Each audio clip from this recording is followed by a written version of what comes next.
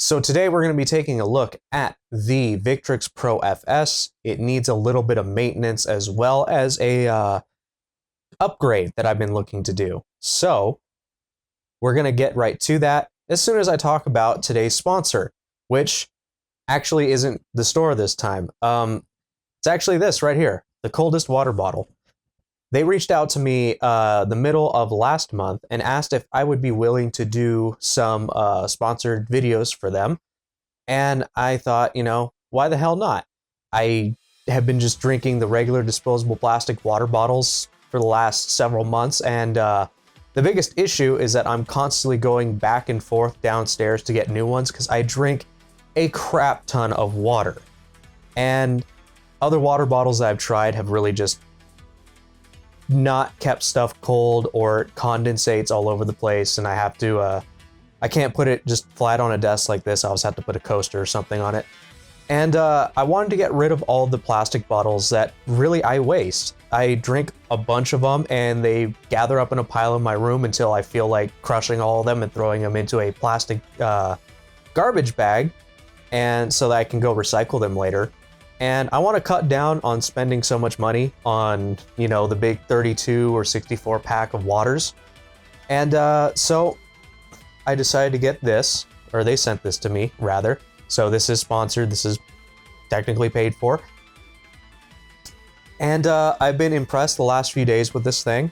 It says that it can keep water cold and ice from melting for 36 hours. It's been about over 24 at this point that I've been using this thing, and the ice has gone from about 75% to about, I'd say maybe 30%. So, you know, it probably will last the full 36 hours, I'm not too sure, but it's kept the water cold and it's kept it pretty, you know, it's actually kept it pretty good. So if you do want to get one of these, there's two links down in the description.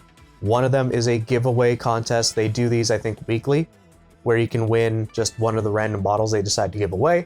And the other one is a referral link, where if you do decide to go and purchase one of these bottles or any number of bottles they have on their website, I will get a small kickback from it, and of course that helps the channel. So if you want to, go check out the coldest water bottle. I will be doing some more work with them in the future because this actually is a product that I like.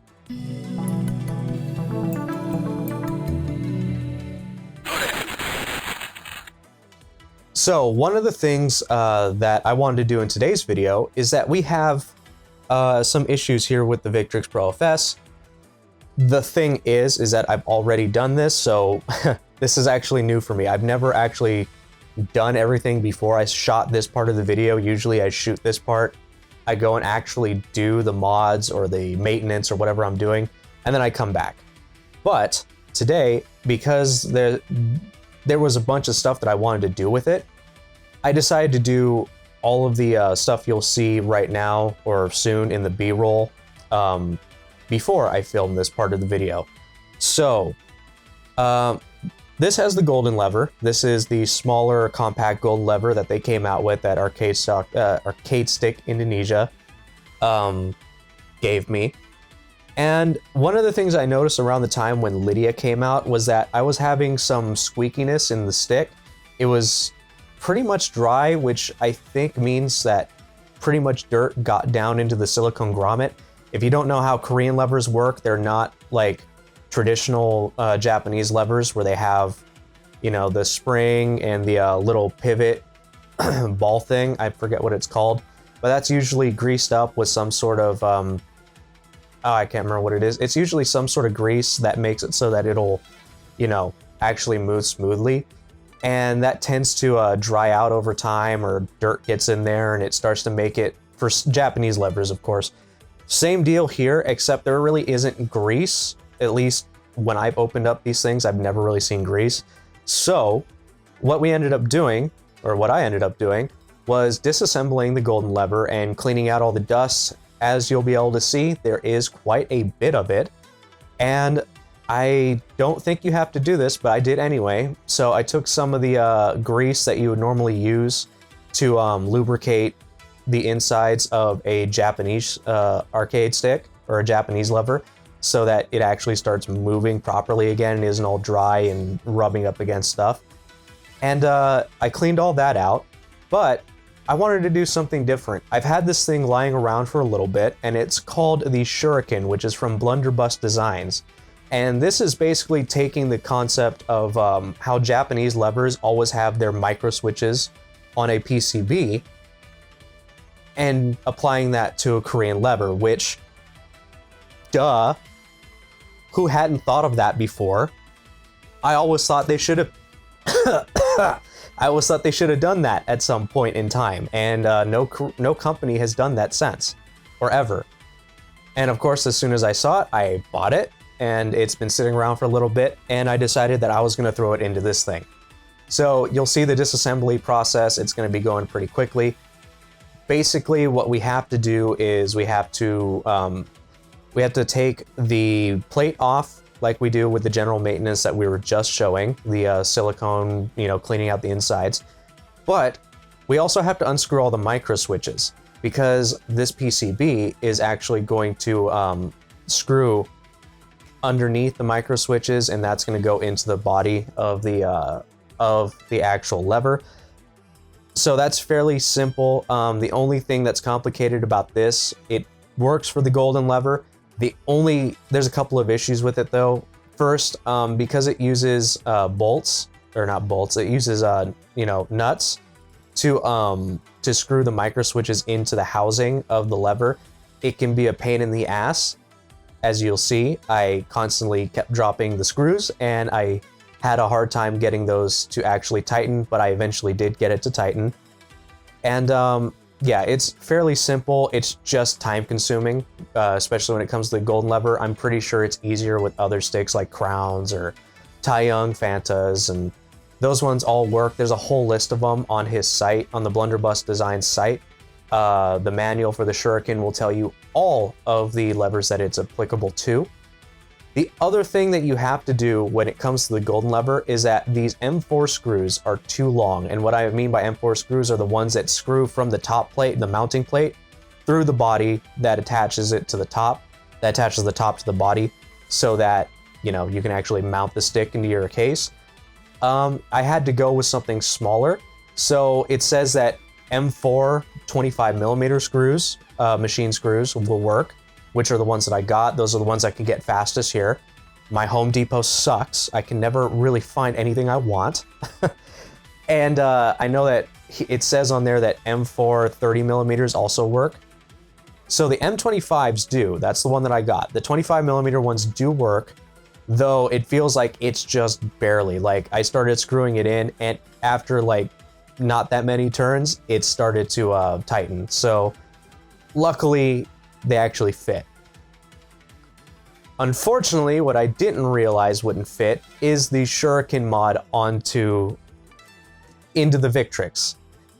As you can see, it really it sticks out just enough that the back door doesn't close. And so I had to bring out my best friend, which is the Dremel. And yeah, I brought out the Dremel, and I started to just cut away. As you know, the Victrix is no stranger to me cutting holes in it. I did it when I wanted to fit a Seimitsu lever in here, and I basically just cut away a bunch of the plastic, because there's multiple layers of plastic in this thing, which is nice. I cut away enough just so that the Shuriken PCB would actually fit, and after that, I closed it up, I tested it, it works, and now this thing is pretty much taken care of. It's been upgraded, it's been maintained, and I did add this, which I got from Arcade Stick Indonesia as well, which is their golden lever wooden bat top. It has it's wood with the gold ring around it, and it has the channel name HurtboxTV etched into it.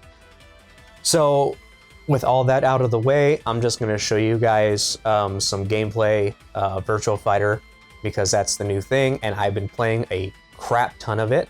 So we're gonna go and take a look at that, and then we're gonna come back here, and yeah, we'll finish the video off then.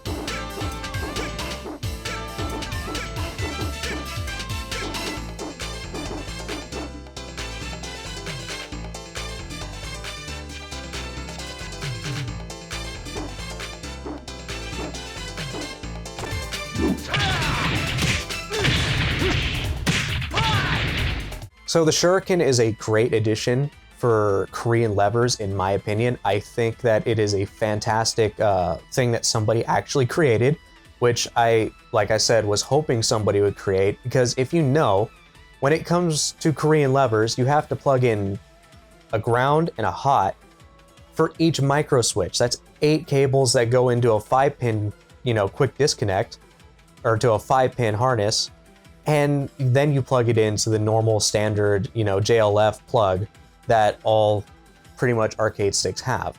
And that's a pain in the ass. And a lot of the times you end up having to kind of like move them around. If you don't know how Korean levers work, then you're going to be unplugging and plugging those things around until you find out which way properly mounts it for up, down, left, and right, so that you're not doing the reverse or some other weird directional inputs. I had to do the general maintenance on this thing because I was missing a lot of inputs when I was playing Lydia, and I noticed that there was, like I said earlier, there was actually some squeaking going on when I was playing on the stick. It was super weird. And then when I opened it up, of course, there was a bunch of dirt in there that had to get cleaned out. But other than that, pretty much it was fairly simple. I might show how to do this with a Sanwa or a Seimitsu, because the general maintenance of levers are different. This is pretty much how you do it for Korean levers. When it comes to Japanese ones, there's more moving parts in a Japanese lever, and I'll probably at some point explain differences in those, so stick around for that. But the Shuriken PCB for these things, it's amazing. The only downside, besides having to buy new screws for a golden lever so that it doesn't interfere with the PCB, is that you don't have any you no longer have access to the micro switch spacing, those little white spacers that come with they're like the X-shaped ones that come with the golden lever that can kind of just change the spacing out to either, I think, wider or thinner, or wider or closer. I forget how exactly it works because I don't use it personally, but it doesn't allow you to use that anymore. So if you're one of those people who likes using those things on your golden lever, then it's possible that that might not be compatible for you. But me, I don't use it, so this one was just slap it in, take a Dremel, cut out more of the back so that it would fit, because I wasn't going to just stop after wasting all that time putting the Shuriken PCB on my golden lever to be like, well, I guess I gotta take it apart again and reassemble it again. Made no sense. So I'm not a stranger to cutting open and ruining things just so I can get stuff to fit. So that's what I did. But anyway, that's the video. I hope you liked it. Again, thank you, Coldest Water Bottle, for sponsoring the video. And of course, we have the store, we have Patreon. There's still the giveaway with the Obsidian going on, or the Obsidian Pearl, the Quamba Pearl, the other one, not this one. And yeah, there's a whole bunch of other stuff. One thing that I am gonna start doing is people like to share their arcade sticks on Fridays. It's Fight Stick Friday. And I was thinking that we could turn that into a video series, at least on this channel for me. So if you want to, you can go follow on Twitter. The Twitter will be there in the description. It'll also be, it's the HurtboxTV. And every week, I think I'll try and make these weekly, at least, every Friday. Just send me a picture with your arcade stick. Whether or not you use my videos to build them or not, doesn't matter, you can let me know. Tell me what's in them, why you made it the way you did, just in general, send me your fight sticks and, we'll do them in a video.